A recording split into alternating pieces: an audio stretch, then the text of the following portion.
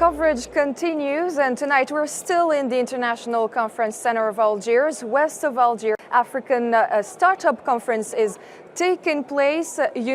25,000 participants are here gathering with 200 exhibitors, 35 ministerial delegations with investors, all with one goal, is to share or to shape the next generation of economic leaders. Rwanda is the guest of honor, just to recall that. And at the heart of this second day of the Intra-Africa Startup is the Algiers Declaration. And before talking about all of this, I'm honored to welcome two distinguished guests here with me in the studio. We have Mr. John Omo, Secretary General of the African Telecommunication Union. Thank you for joining us. Thank you. Thank you very much. Telecommunications, Mr. Sidali Zerouki, thank you very much for joining us. Thank you. Thank you. Thank you very much. Thank you, gentlemen, again. To begin, how do you see the role of telecommunications in Africa in shaping a new momentum around responsible digital platforms? Mr. John Omo, perhaps. Thank you very much for the question. I think when we talk about responsible digital platforms, what we are saying is that digital platforms are an important engine for driving economic growth. And in terms of responsibility, then we need to see responsibility in terms of child online safety, responsibility in terms of portraying our cultures and norms in a way that is acceptable, responsibility in helping our farmers to get information on markets, responsibility in assisting our educational systems in terms of content to schools, responsibility in terms of helping our health systems to ensure that the right health information reach our people. And so earlier today, we have taken a decision as here in Algiers to ensure that we engage the digital platforms vis-a-vis, of course, the networks and everybody in the ecosystem to ensure that these aspirations, be it in agriculture, be it in health, be it in education, be it in terms of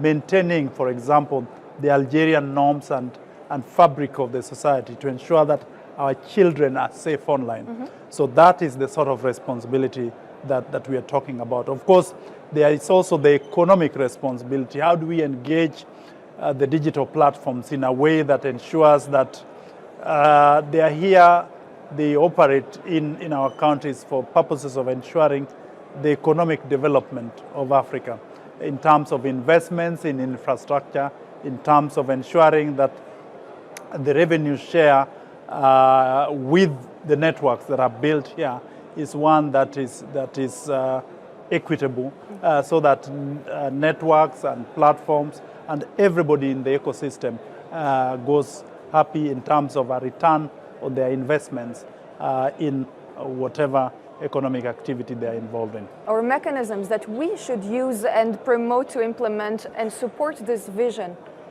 I think largely it is first of all based on goodwill. What is good for us to do as a people? I think first of all it's good for us as a people to ensure that our children are safe online. Nobody has any doubt on that. It's good for us to ensure that relevant information gets to our farmers so that they know which market, for example, here in Algiers, is offering the best prices. It's good for us to extend educational systems to our children in schools. It's good for us to have health information. So it's based on what is ideal for the society. What is needed. And that should be something that we all agree on. It shouldn't be something that we argue about. Of course, there are other tools for ensuring regulation in terms of the aspirations that we need. One is to design these ideas in the platforms themselves so that we agree that whatever is designed must be safe for our children. Whatever is designed does not demean, for example, one gender. We have instances where, for example, women have been portrayed in a negative way. So we design systems, we control the content in our platforms in such a way that portrayal in a negative way it's not acceptable. Mr. the Minister, we're talking about digital responsibility. It also includes how we design, how we regulate and use artificial intelligence. So from your perspective, where is Africa heading in terms of AI adoption, and how can we create a positive impulse around the ecosystem in Africa and also specifically perhaps in Algeria? Thank you very much for this question. Actually, AI is trendy today. Everybody is talking AI. But what does it mean? What does AI need? It needs data, information, and it reaches a certain level of saturation, I would say. The reason why today those hyperscalers, those GPTs, and all those AI are in need of raw data. Where to get them from? Today we are hearing here and there that they are peeling them or getting them to feed the AI engine from each and every platform, from each and every citizen, and many times without knowledge, without the acknowledgement, without the being informed. Without so awareness. The reason why today, and during the declaration or within the declaration of Algiers, we have set certain rules, we have set certain mechanism to say, stop to use our data beyond expectation, beyond or without our knowledge. Stop spoiling data from Africa and using them elsewhere for abuse, for maybe fake news, and so on. So the reason why we have to adopt a certain practice and or best practice, likewise other continents are doing, and be co-creator rather than just only followers. Or just consumers. Today, we are consumer as of today. So we have infrastructure in each and every country, and today Africa is 1.4 billion inhabitants. If each and every country speak alone, it won't be heard. If all united, we have at least 70% of consumer, which is nearly 1 billion citizens. So all this raw data will feed AI limitlessly. So if we don't act today, we cannot guarantee what would be tomorrow and how our data will be used.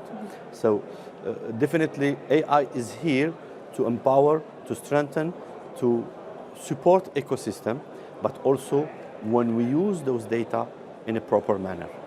Mr. the Minister, does it mean that we have to have our own AI and no longer use the West tools of AI?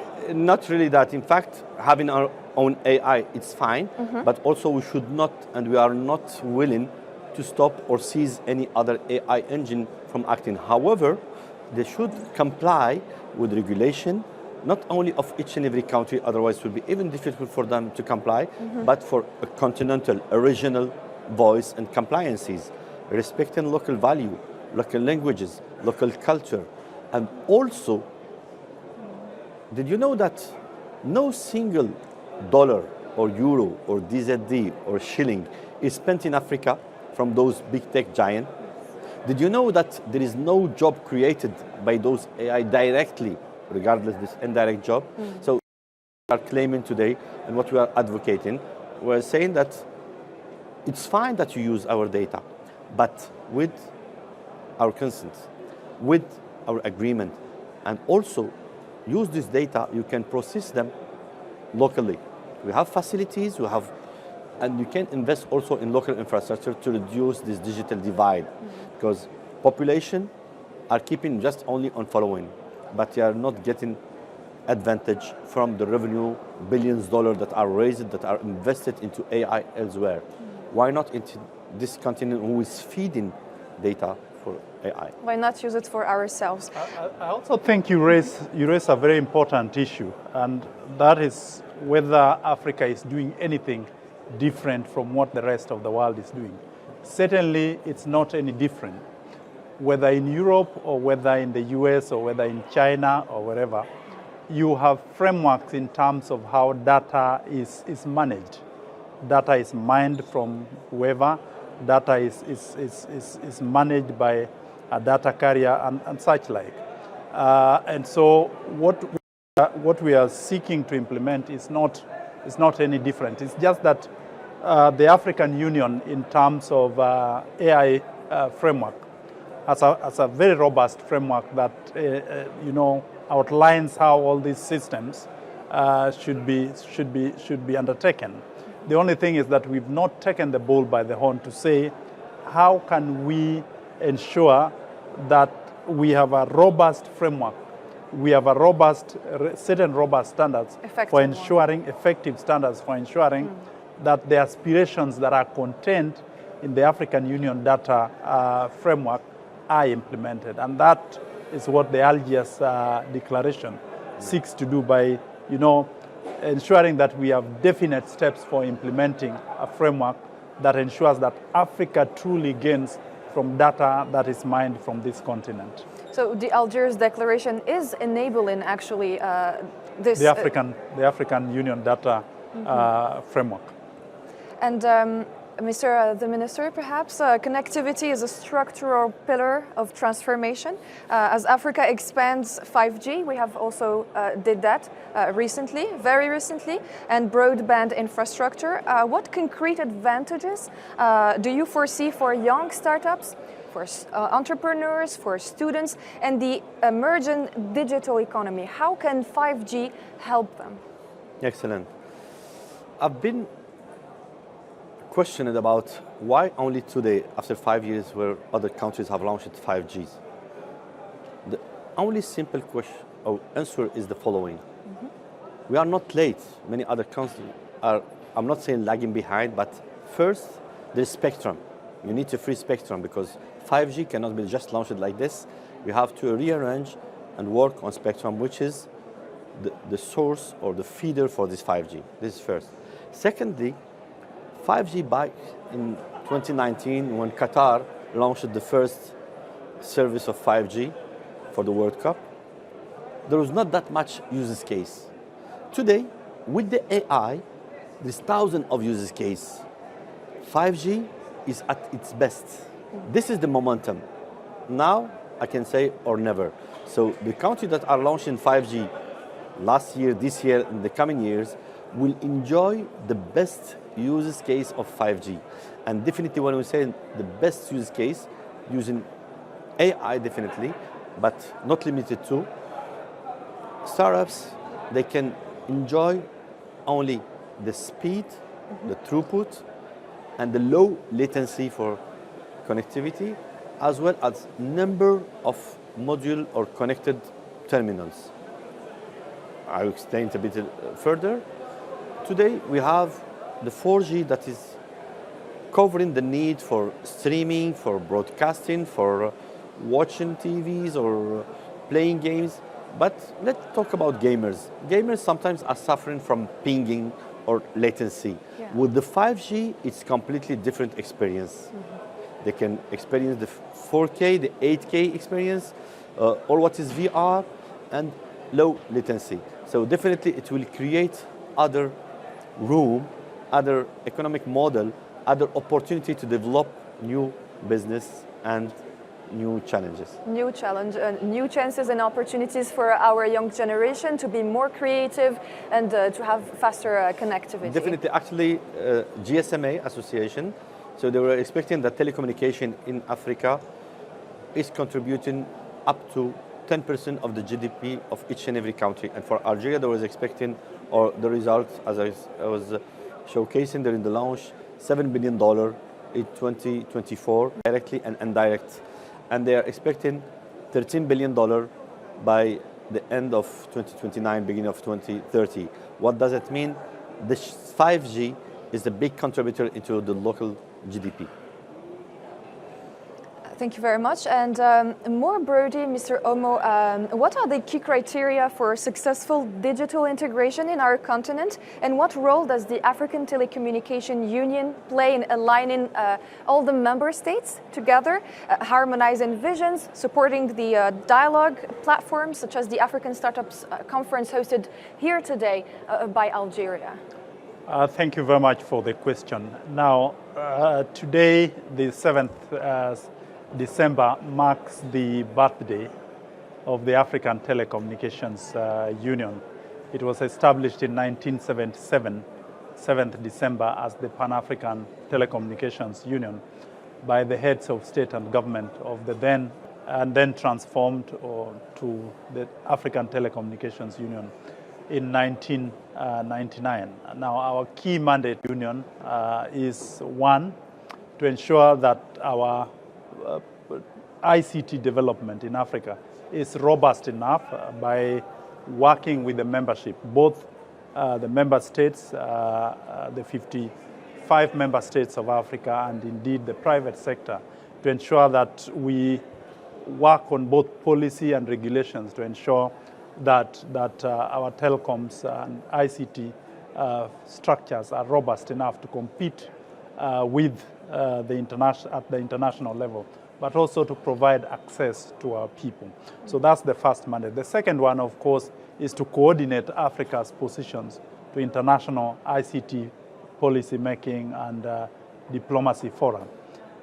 We've just come last week out of the World Telecommunications Development Conference, where the 5 African priorities have been recognized by the world in terms of startups, in terms of cybersecurity, in terms of skills development, in terms of access, more so access from the demand side. We are seeing that networks have reached our people, but the demand for the services provided by those networks is still below par, largely on account of affordability of handsets, largely on account of skills gaps, and largely on account of issues such as I've mentioned, skills and affordability. So we need to work with each and everyone in the ecosystem to ensure that the gaps that we see in our ICT systems and services are closed. In a number of countries, you still have the gender gap in terms of various services. The men have access to more services than the ladies, for example, and where you're talking about the youth vis-a-vis adults or the underprivileged in the society, like the aged. So these are the sort of integration systems that we're working on. Now, turning to the innovation that has brought us here in terms of startups, I think Africa has a dividend that we need to really, really work on and exploit, and that is our youth. The African youth is inquisitive. The African youth explores. The African youth has a mind that is always wanting to find solutions that is our power in the to the challenges that we have. Africa has the largest youth population worldwide, and so we need to harness the power that is in our youthful population for purposes of ensuring economic development. And where else to do it than in the ICT industry? So Algeria is bringing, startups all over Africa this week here to expose the startups to various opportunities that are available, be it with angels, be it with venture capitalists, and to showcase the potential of these startups for purposes of economic transformation. We've listened to a number of presentations this afternoon in terms of how we can create an Algerian-based platform that can be as good as any other platform, using platforms that are created, established, Algerian-made in our ecosystem to build our people, build our economies, and create an economic base that can compete with the rest of the world. With the rest of the President praised Abdelmajid Tebboun's effort, the President, to promote Africa's startup ecosystem. In your view, how can we build synergy around this momentum? I think building synergy around startups is at various levels, but let me just speak of two of them. I think the skills, developing skill sets that are necessary to ensure that young people are inquisitive. And that comes when we build ICT training and education, tertiary institutions. So we need to see that our educational systems imbue our young people with the skills that are necessary to be inquisitive and to be able to develop ICT systems and services. The second one, of course, is access. We must put gadgets into the hands of our people, either through educational institutions or points where young people can go and test their skills in computers and coding and all that. And that happens when you have a robust ecosystem where young people can get into a center, test things, develop things. They have somebody who trains them on how to scale up their skills. By Africans for Africans. Africans for Africans. Mr. the Minister, you have a comment on that? Yeah, I would like to add something very important, and it's actually a call to action to African startups in all the continent. Mr. the President has announced the creation of a fund for startups for Africa. Yes. There is a program through Algeria Venture, which is establishment under the Ministry of Knowledge Economy and Startups, who has designed a program called Raise Up Africa. So this program meant to support and accompany several startups across Africa. Mm-hmm. So they come, be taken in charge, training, incubated, and financed. So they can realize the proof of concept on the top of being trained and supported. And this is even faster and easier for local students. Did you know that we have none less than 5,000 students from all over Africa? Yes. On a yearly basis. Mm-hmm. So it's a call for them. They have the same right as any other student in Algeria. Knowing that we have 110 incubators countrywide, that means in each and every university, in each and every city, they can have access to an incubator where they can get access or profit or benefit from the Kickstart program, which is another program also designed to support incubators, to support startups and innovators. That means all those mechanisms meant to support innovation in Algeria for Africa. Mm-hmm. So to empower anyone has an idea, whichever country come from, or he came from, or she came from, she can get all this advantage and get access to finance. Today, in cooperation with the Algerian Cooperation Agency for Africa, to give life to them projects. And this is what is the need in real. As Mr.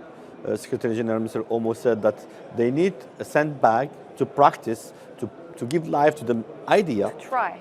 Here is Algeria playing its key role to support other sister countries in Africa. Thank you very much. Minister Zarouki, looking ahead to the future, what place do you see for Algeria as a regional digital hub in Africa, given its investments in infrastructure, its young talent, and its growing role in continental digital cooperation?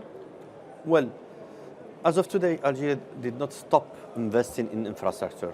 We have a robust infrastructure in fiber optic. Did you know that we have none less than 300,000 kilometers of fiber optics countrywide, crossing from far north to the far south, from east to the west.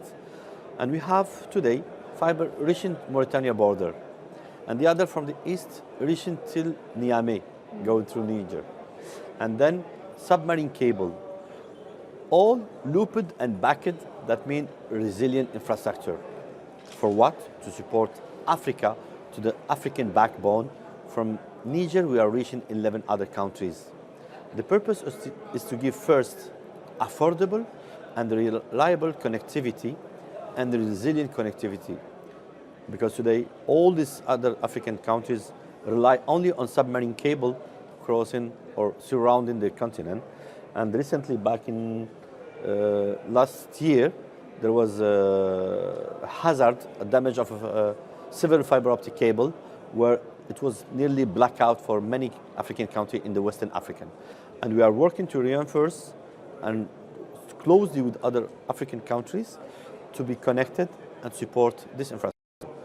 Moreover, the advantage we have is that we have 250,000 graduates on a yearly basis in this country, with majority in engineers, and with none less than 30% of them engineers in technology, IT, with regard to the high school of cybersecurity, of AI. The engine are the feeders for The champions in Algeria for Africa. in Algeria for Africa. Thank you very much, Your Excellency. Let me just add something to what the Sure. Honorable Minister says. 4 years ago, right in this very space, Algeria launched the Trans-Saharan fiber networks, and the Honorable Ministers discussed them very well in terms of east to west, north to south. I need to let you know that Algeria has virtually completed her portion of those cyber links up to the various Algerian border towns. And as the Honorable Minister says, redundancy in communications is the thing now, because if one network breaks, then you can easily resort to the other. My call again is to the countries that are bordering Algeria, that let's make use of this facility, because what is the point of burying millions of dollars or Algerian currency in the soil when it is not being used? And so I think it's for Africa that Algeria, very close proximity to Europe, a lot of parts of the world, be it Middle East, be it from the Far East, be it from the US and from Europe. And so Algeria is at a confluence of various cyber links worldwide. And the opportunity for Africa to take advantage of that has never been opportune like it is now. Like it is now. Thank you very much, Mr. John Omo, for your invaluable insights. And thank you, Excellency, for your insights and time. So we have reached the end of this edition. Thank you very much for following us. Thank you very much, and see you in the next time.